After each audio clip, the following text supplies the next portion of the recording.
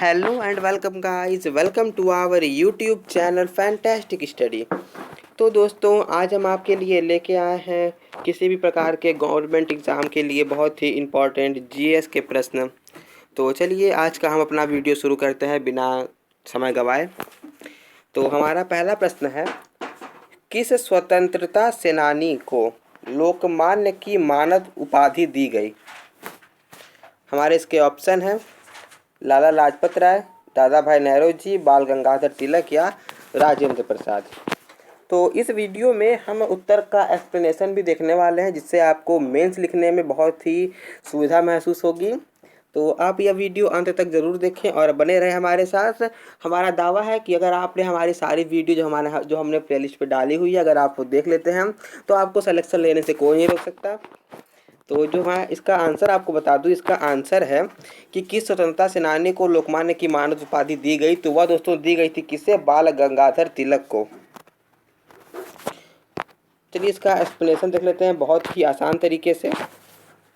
बाल गंगाधर तिलक, बाल गंगाधर तिलक के जन्म की बात करें तो इनका जन्म हुआ था दोस्तों कब? 23 जुलाई 1856 को, और दुर्भाग्यपूर्ण इनकी मृत्यु हो गई थी 1 अगस्त 1920 को।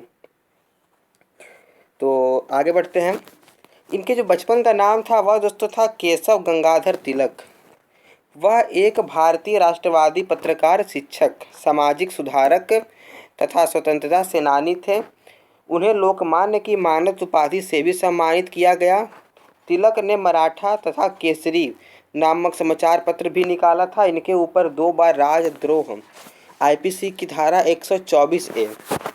एक और प्रश्न यहाँ पे बहुत ही अच्छा और महत्वपूर्ण निकल के आता है कि जो राजद्रोह की जो धारा है वह कौन सी है? वह धारा हमारी है आईपीसी की धारा 124A का मुकदमा लगा।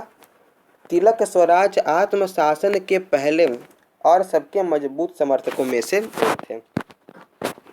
तो बढ़ते हैं अपने अगले क्वेश्चन की तरफ।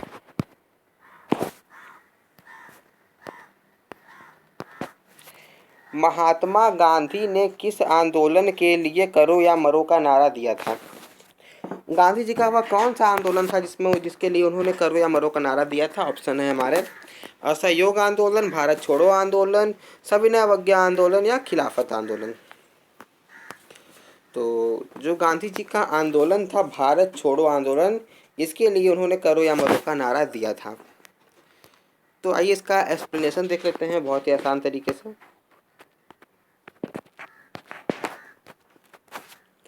तो अगर हम बात करें कि भारत छोड़ो आंदोलन कब हुआ था, तो वह हमारा हुआ था 8 अगस्त 1942 को। प्रारंभ भारत छोड़ो आंदोलन के लिए गांधी जी ने करो या मरो का नारा दिया था। इस आंदोलन के ज़्यादातर बड़े नेताओं को 9 अगस्त की सुबह गिरफ्तार कर लिया था। गांधी जी को आगा उल्ला खां महल में रखा गया था। मतलब यह आंदोलन 8 अगस्त को हुआ था। और अगर सन की बात करें तो सन हमारा था 1942। 1942 सन में भारत छोड़ो आंदोलन प्रारंभ किया गया था, जिसके कारण जो इस आंदोलन में भाग लेने वाले 9 नेता थे, जो बड़े नेता थे, उनको 9 अगस्त की सुबह को गिरफ्तार कर लिया गया था। और गांधी जी को जेल में ना रखकर आगा उल्ला खां एक महल हुआ करता था, जहाँ पे कुछ बड़े बड़े क्रांतिकारी या नेताओं को रखा जाता था। उनको गांधी जी को भी इसी महल में, जिसका नाम था आगा खां महल में रखा गया था। बढ़ते हैं अगले प्रश्न की तरफ। महात्मा गांधी भाप से चलने वाले जहाज SS सफारी द्वारा दक्षिण अफ्रीका के ... डैश पहुँचे थे। मतलब पूछ रहा है कि महात्मा गांधी जो थे वो भाप से चलने वाले जहाज जिसका नाम था MS सफारी द्वारा अफ्रीका के किस राज्य या जिले में पहुँचे थे? तो हमारे इसके ऑप्शन हैं जोहान्सबर्ग, केप टाउन, डरबन या पोर्ट एलिजाबेथ। तो जो भाप से चलने वाला जहाज़ था SS सफारी, उसके द्वारा गांधी जी दक्षिण अफ्रीका के, अगर हम बात करें कहाँ पहुँचे थे, तो वो पहुँचे थे डरबन में। इसका एक्सप्लेनेशन देख लेते हैं बहुत ही आसान तरीके से।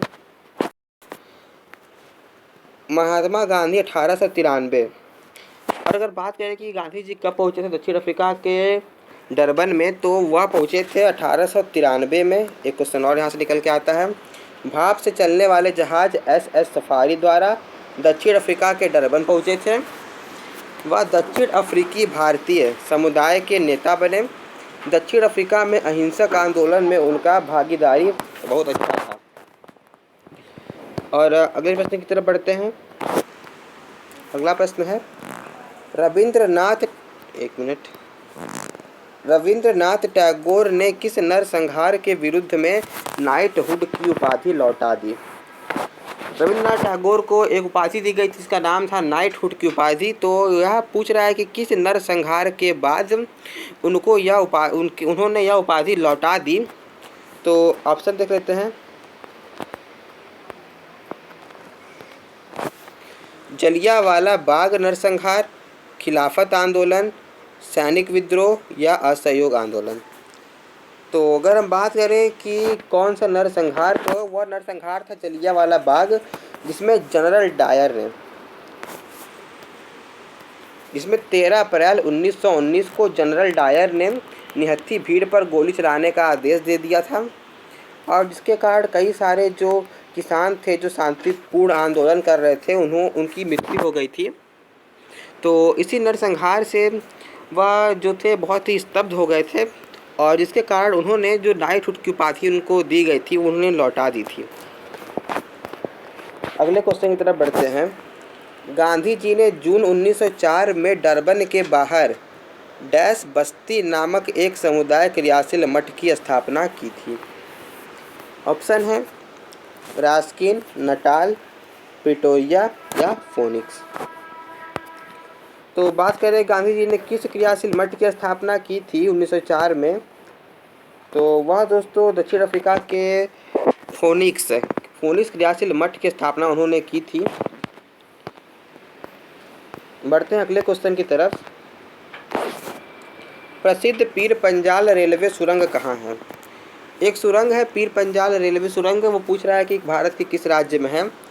तो ऑप्शन है झारखंड, जम्मू और कश्मीर, महाराष्ट्र या मिजोरम। तो अगर हम बात करें प्रसिद्ध पीर पंजाल रेलवे सुरंग की, तो यह दोस्तों भारत के किस राज्य में है, तो यह हमारा है भारत के जम्मू और कश्मीर राज्य में। और अगर हम इसकी लंबाई की बात करें तो इसकी लंबाई है, मैं बताता हूँ आपको, इसकी लंबाई है 11.215 किलोमीटर।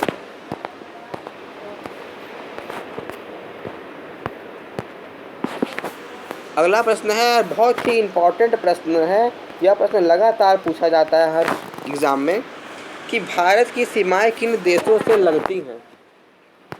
ऑप्शन है 4, 5, 7, 9। तो हम अगर बात करें कि भारत की सीमाएं जो है वह कितने देशों के साथ लगती है, अगर संख्या की बात करें तो संख्या है 7, और अगर नाम की बात करें तो नाम है म्यांमार, बांग्लादेश, भूटान, नेपाल, चीन, अफगानिस्तान तथा पाकिस्तान। हमारा अगला और आखिरी प्रश्न है, मानसर डूंगरपुर चूरू नारलाई भारत के किस राज्य में है। तो ऑप्शन है हमारे इसके उत्तर प्रदेश, मध्य प्रदेश, राजस्थान या उत्तरांचल। तो मैं आपको बता दूं कि महनसर डूंगरपुर चूरू नारलाई शहर वो भारत के किस राज्य में है, तो वह भारत के है राजस्थान राज्य में। तो दोस्तों आज के लिए बस इतना ही। उम्मीद करता हूँ आपको हमारा वीडियो आज का बहुत ही अच्छा लगा होगा। तो मिलते हैं अगले वीडियो में, तब तक के लिए धन्यवाद।